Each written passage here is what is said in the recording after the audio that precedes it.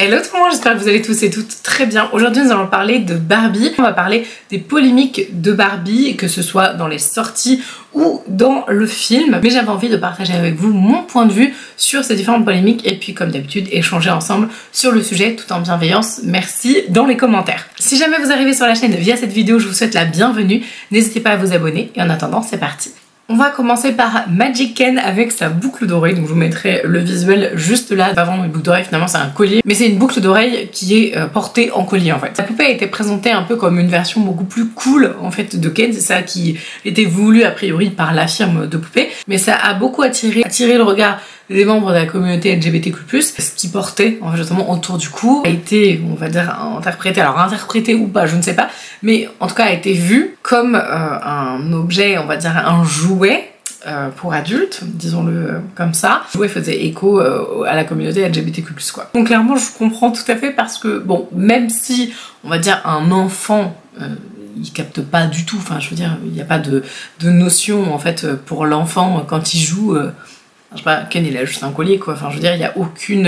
Enfin à mon sens, ça peut-être que je me trompe complètement, mais à mon sens je pense pas qu'un enfant voilà, ait la réflexion de se dire ah, tiens c'est bizarre, déjà si l'enfant se fait la réflexion c'est qu'il y a un problème quoi, ça veut dire que l'enfant il a entendu ou vu des choses etc. Mais ce que je veux dire c'est que je comprends tout à fait que des adultes voilà soient assez choqués, soit Mattel y a pas pensé du tout. On peut toujours se dire que bah, ils y ont peut-être probablement pas pensé et j'ose espérer que c'est ça. C'est un petit peu comme si je sais pas Barbie elle était fournie avec j'en sais rien moi une ceinture avec la boucle de ceinture en forme de womanizer quoi. Voilà, je pense que l'enfant se dit pas genre waouh dis donc c'est bizarre, ou alors se dit peut-être oh elle est trop stylée la ceinture de ma nouvelle Barbie, mais je doute que tu vois ça tu fais oui alors c'est très bizarre quand même clairement, donc je comprends tout à fait que ça ait pu choquer beaucoup. Alors ensuite la Barbie tatouée. La Barbie tatouée j'ai trop de trucs à dire. Et donc c'était une Barbie anniversaire parce qu'en fait c'était une Barbie qui est sortie pour les 50 ans de la marque. Donc bon clairement là c'était pas au tout début, mais c'est sorti pour les 50 ans de la marque et les parents, enfin certains parents, parce que très honnêtement moi je suis plutôt indignée de la réaction des parents. Alors je sais pas, dites-moi vraiment, c'est important en fait d'en parler même avec bienveillance. Si vous n'êtes pas d'accord avec ce que je dis, il y a zéro problème, hein, vraiment chacun a tout à fait le droit d'avoir son jugement, sa façon de voir les choses etc. Si jamais vous vous dites mais what the fuck je comprends absolument pas du tout les polémiques autour, mais vous avez tout à fait le droit, enfin je veux dire chacun voit midi à sa porte. Moi clairement je suis indignée que les parents s'indignent. Donc ce qui s'est passé c'est que les parents, je vais vous lire la phrase exactement, certains parents étaient indignés parce que je pense que cela envoie tous les mauvais signaux aux jeunes filles. Ça n'a pas découragé d'ailleurs Mattel qui un an plus tard a lancé une collaboration avec la marque de mode Tokidoki. Alors très honnêtement cela envoie tous les mauvais signaux aux jeunes filles. Alors déjà mais de quoi? En fait si tu pars de ce concept-là, si tu pars de cette phrase, moi ce que j'entends, ce que j'interprète, ce n'est encore qu'une fois que mon interprétation, ce que j'interprète c'est les personnes qui sont tatouées, alors c'est une grosse interprétation, hein, c'est que les personnes qui soient tatouées sont des mauvaises personnes, en tout cas ça envoie voilà, des mauvaises vibes et du coup les gens tatoués, en tout cas les femmes tatouées ne deviennent pas des bonnes personnes. Moi c'est ça que j'entends, hein, vraiment c'est ça que j'entends. Je ne sais pas si c'est parce que j'ai un tatouage, oui parce que j'en ai qu'un, bon après j'en ferai potentiellement d'autres parce que j'ai que ma fille est née ici et je veux faire une manchette avec tous les prénoms de mes enfants sur ce bras. Donc voilà, je vous ferai un vlog sûrement quand je me ferai tatouer parce que j'ai trop envie de partager ça avec vous. Je comprends qu'à une certaine époque ça puisse choquer parce que, je sais pas moi, les marins, ceux qui étaient en prison, se faisaient tatouer, mais on est tellement loin de ce mood là et les gens qui pensent comme ça pour moi, bah, en fait c'est qu'ils sont enfermés dans une idée voilà, qui date de Mathusalem. Après on a tout à fait le droit de penser comme ça, mais moi je pense absolument pas comme ça. Je pense que maintenant il y a des choses beaucoup plus féminines, au contraire il y a des choses qui sont incroyables au niveau des tatouages, on peut faire des trucs démentiels et notamment il y a un des comptes Instagram que je vous avais dit voilà, de suivre, notamment Melinda, et Melinda s'est fait un tatouage parce qu'elle est dans la liberté d'expression, dans la liberté du corps, l'acceptation de soi etc. Et elle s'est fait un tatouage, je crois, il me semble que c'est trust the process, donc fais confiance, voilà. Et tous ces tatouages là en fait justement de messages de liberté, que quand tu te les imprimes sur le corps, c'est quelque chose que tu as envie en fait de garder pour ta vie entière. Alors je pense très honnêtement que je peux comprendre le sens des parents qui disent ah faut pas se faire tatouer. J'essaie un petit peu de voir les deux côtés. Peut-être que on va dire naïvement en tant que parent, voilà, je verrai mes enfants se faire tatouer, alors ils font ce qu'ils veulent et mes enfants c'est les premiers à regarder mon tatouage et c'est quoi et tout et à tripoter la peau et tout, enfin voilà c'est rigolo, mais je pense que honnêtement je me dirais mais ça va durer 2 secondes.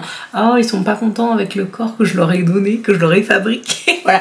Mais voilà, je pense que ça s'arrête là. Et voilà, ça reste très mignon comme petite interprétation. Et je peux comprendre que c'est peut-être éventuellement pour ça. Si jamais vous voulez pas que vos enfants se fassent tatouer, n'hésitez surtout pas, alors pareil en toute bienveillance, à mettre dans les commentaires votre avis sur le sujet parce que ça m'intéresse beaucoup. En tout cas, je suis absolument pas d'accord avec du coup ce que les parents ont dit, là, que ça envoie des mauvais signaux, etc. Pour moi, le tatouage n'est pas du tout égal à voilà, mauvais signaux. Moi, le tatouage n'est pas du tout quelque chose de négatif, donc je l'interprète pas du tout comme ça. Mais voilà, en tout cas, n'hésitez pas à me donner votre avis en commentaire.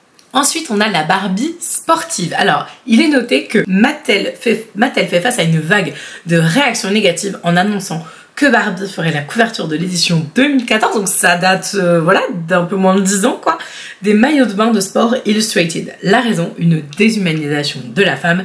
La réponse de la marque a été sans appel, soutenant que Barbie incarnait le thème de sport Illustrated de cette année-là, Legends. Donc là du coup on a en effet la petite photo que je vous mettrai juste là. Et donc les gens se sont indignés, ah mais il y a une personne humaine qui aurait pu faire voilà, je sais pas moi, la présentation d'un magazine voilà, de sport. Et, tu sais c'est la revanche des machines et tout. Et genre là c'est la revanche des jouets, tu sais les jouets prennent notre place. C'est plus les machines et l'intelligence artificielle, tu sais c'est les jouets prennent notre place, etc.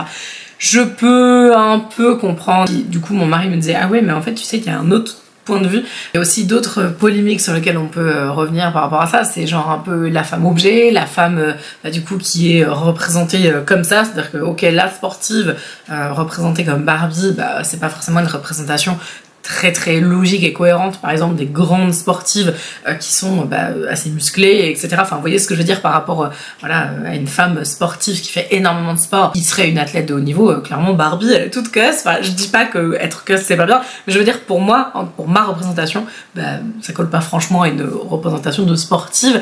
Mais encore une fois, là, c'est par rapport à une collaboration avec Legends, donc c'est encore différent. Mais c'était en 2014, donc c'était il y a pas si longtemps que ça finalement. Et je me dis que est-ce que vous pensez que c'est genre une polémique pour rien? Est-ce que vous pensez que toutes les polémiques là dans la vidéo c'est genre des polémiques pour rien, en mode les gens s'indignent vraiment pour rien du tout, qui est tout à fait entendable hein, si vous ça vous parle pas du tout, peut-être que vous aurez l'impression que genre mais what, c'est quoi le délire? Franchement faut vraiment aller chercher loin. S'il y a quand même des gens qui sont indignés XXL, c'est quand même que ça doit toucher on va dire des particularités, des spécificités, et donc peut-être qu'il y a le droit, on va dire, de s'indigner sur ça. Voilà, en tout cas, là, sur le truc de sport, je vous avoue que je trouve que c'est un peu tiré par les cheveux, mais encore une fois, c'est que mon avis. Alors ensuite, on a Barbie Scoot. Alors celle-là, je vous avoue, j'ai pas compris. Alors j'ai pas compris parce que je pense que je ne connais pas assez bien. Il faudrait que je demande à mes cousines parce que j'ai 2 cousines qui sont scouts et je connais pas assez bien les scouts. Donc on va dire que je peux pas donner mon avis, je peux juste le donner parce que je donne mon avis sur cette chaîne et c'est ma chaîne et je fais ce que je veux. Mais voilà, je donne mon avis, mais je pense pas qu'il soit très éclairé parce que j'ai pas assez de connaissances, on va dire, dans le truc. Donc Barbie Scoot en 2013. J'ai l'impression qu'entre 2013 et 2015, il y a eu quand même pas mal de trucs pas sympas. Le partenariat entre Mattel et Girl Scout a été critiqué par des organisations qui l'ont accusé de sexualiser les jeunes filles et de saper la mission vitale des Girl Scouts. Accusation démentie par les Girl Scouts, donc mort de rire, genre vraiment mort de rire, c'est-à-dire qu'en fait les gens, ils ont été dire ouais non ça sape, voilà la mission vitale des Girl Scouts, ça sexualise les jeunes filles, etc. Mais ça c'est des gens hors Girl Scout, et les Girl Scouts ils ont dit mais pas du tout en fait, genre les gars vous avez rien capté du tout. Ils ont démenti en disant que le partenariat avec Barbie qu'ils avaient fait, donc c'est vraiment les Girl Scouts et Barbie qui ont fait ce partenariat, donc là les gens pour le coup clairement ils ont pas compris, enfin je l'ai à partir du moment où c'est Girl Scout qui a décidé de faire un partenariat avec Barbie, ils savaient ce qu'ils faisaient, enfin vous voyez ce que je veux dire. Et donc ils ont dit que ça enseignait aux filles comment inspirer les jeunes femmes de manière amusante, enfin les futures jeunes femmes j'imagine. Et franchement, on est d'accord ou pas? Enfin moi perso je la trouve magnifique, pareil la Barbie tatouée je la trouve trop belle, et la Barbie scout je la trouve hyper stylée, enfin je trouve ça génial en fait, au contraire d'avoir une Barbie qui fasse autant de choses de diversité, et voilà, enfin moi ça m'éclate, donc je sais pas, pour le coup, est-ce que là vraiment les gens se sont en mode ouais indignés parce que de toute façon il faut trouver toujours des trucs à redire, etc. Et finalement, mort de rire après Girl Scout, il fait non mais les gars vous avez rien compris, genre c'est pas du tout ça l'objectif. Vous voyez des trucs complètement délirants et ça n'a aucun sens quoi. Là c'est la pire clairement, et là pour le coup je m'indigne vraiment par rapport à ça. Bon, je pense que vous savez, si jamais vous avez suivi un peu le truc, vous savez de quelle Barbie je veux parler. C'est une Barbie qui date des années 60, donc même dans les années 60, je suis désolée, mais même dans les années 60 c'est un truc qui c'est pas possible, mais voilà, c'est sorti, c'est arrivé, ça a fait énormément de bruit, et heureusement, parce que voilà, laisser passer un truc comme ça c'est juste absolument terriblissime. Donc dans les années 60, Barbie soirée pyjama était livrée avec un pyjama en satin, des talons roses, des bigoudis, un petit miroir à main. Bon, voilà, ça fait très cul à praline, j'ai envie de dire, mais bon, why not, ok. Il était également accessoirisé avec des trucs hyper controversés, à savoir un pèse-personne rose. Voilà. Déjà, voilà, c'est très connu, tu vas en soirée pyjama, tu amènes une balance.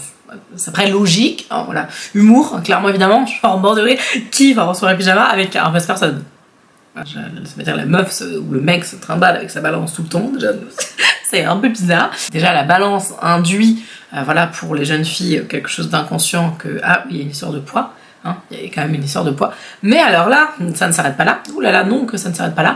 La balance, elle est fixée sur un poids, bon, elle est pas en kilos mais en livres, mais je vais vous faire la translate en kilos, donc elle est fixée, en fait, cette balance sur 110 livres. 110 livres, ça fait 50 kilos. Cet accessoire pèse-personne livré avec Barbie soirée pyjama. Je ne sais pas pourquoi, hein, parce que ça n'a strictement aucun intérêt de mettre un pèse-personne dans un truc de soirée pyjama, ça n'a rien à faire là, je ne comprends pas.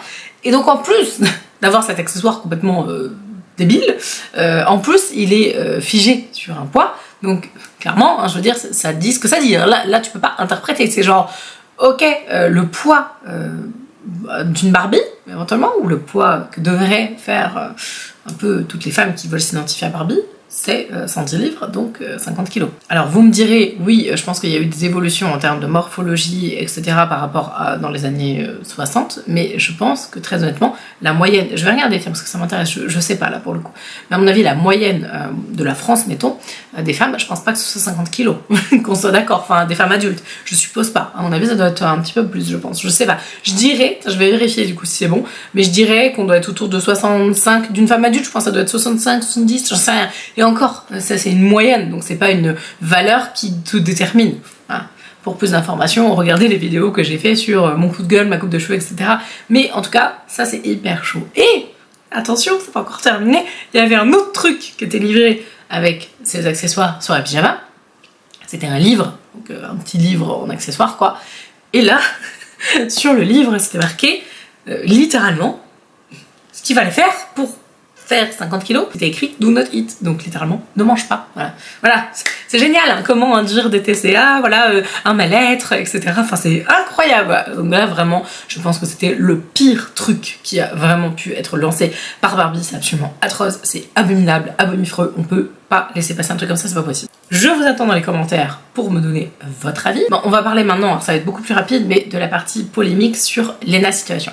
Donc si vous n'avez pas vu le film Barbie, alors sans spoiler quoi que ce soit, Barbie Sirène, donc Dua Lipa, en fait la voix off donc de Dua Lipa, c'est Lena Situation. Et donc Lena Situation, alors comme énormément de trucs qui arrivent et de trucs incroyables qui arrivent à une situation, hein, comme l'hôtel, voilà, tout ce qui lui est arrivé, Festival de Cannes, etc., des choses vraiment exceptionnelles. Elle se fait prendre une sauce incroyable à chaque fois. Il se passe toujours des trucs sur cette femme, je ne comprends pas l'acharnement, parce que, voilà, enfin, moi, je sais pas, perso, je trouve que c'est une nana qui a l'air hyper sympa, voilà, ça a l'air d'être une super bonne pote, enfin, voilà, c'est vraiment la nana que t'as envie d'avoir dans ton entourage, quoi, hyper solaire, lumineuse, etc., vraie, honnête, enfin, voilà, enfin, je sais pas.